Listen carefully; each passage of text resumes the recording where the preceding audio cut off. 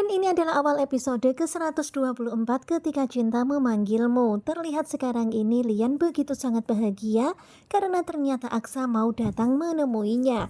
Tadinya Lian itu udah khawatir kalau Aksa nggak akan sudi menemuinya. Terlihat Lian yang berjalan ingin menyambut kedatangan Aksa dan juga Adam beserta Zaki, tetapi Lian malah terjatuh. Tentu saja hal ini membuat semuanya pun terkaget karena mereka melihat kondisi Lian yang nggak baik-baik saja. Kemudian Markus pun bergerak cepat membantu Lian dan mendudukkan Lian di sofa. Kemudian Aksa pun bertanya kenapa sepertinya sekarang ini kondisi Lian sudah sepertinya lemah dan kurang sehat. Tetapi ternyata Lian gak mau mengakuinya.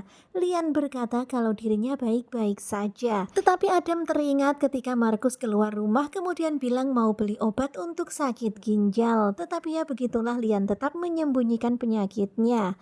Kemudian akhirnya mereka pun berbicara dari hati ke hati. Sekarang ini Lian benar-benar merendahkan dirinya. Lian berterima kasih karena Aksa sudah sudi datang, begitu juga dengan Adam. Kemudian Lian pun berkata kalau dia sekarang ini berbicara dengan Aksa bukan sebagai musuh. Lian berharap kalau Aksa akan bisa melupakan masa lalu mereka, masa lalu yang buruk yang pernah terjadi. Dan Lian sangat mengerti pasti yang dia lakukan di masa lalu sangat menyakitkan bagi Aksa. Kemudian Lian pun berkata kepada Aksa kalau dia meminta Aksa datang ke sini karena Lian ingin memperbaiki sesuatu. Ya karena sekarang ini mereka memiliki musuh yang sama yaitu Galang.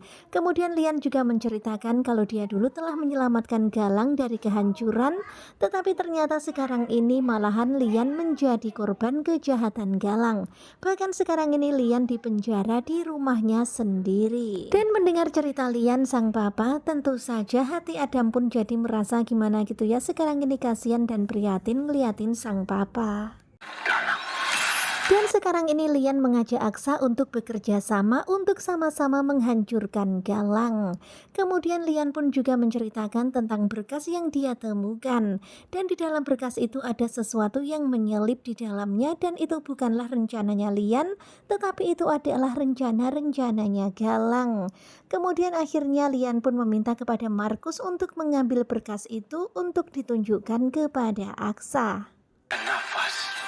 Dan sekarang ini di sisa hidupnya, di nafas yang tinggal menghitung hari, Lian rasanya ingin menghancurkan Galang dan merebut semuanya kembali.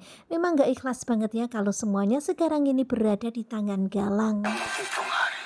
Dan mendengar kata-kata Lian yang seperti itu, tentu saja hati Aksa, Zaki, dan juga Adam pun langsung tersentuh. Nafasnya Lian tinggal menghitung hari, mereka pun bertanya-tanya sendiri di dalam hati. Sekarang dikucilkan di ruangan ini. Kemudian terlihat Adam yang memandang ke arah sang papa, sedih banget melihatnya karena sekarang Lian dikucilkan di tempat seperti ini oleh Galang.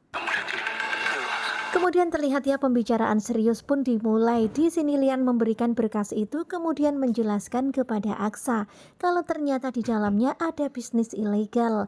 Ya ternyata ada jual beli senjata gelap. Kalian bisa lihat ya di sini Lian pun kemudian berunding sama Aksa. Kemudian mereka pun membicarakan masalah trik-trik untuk bisa menghancurkan Galang.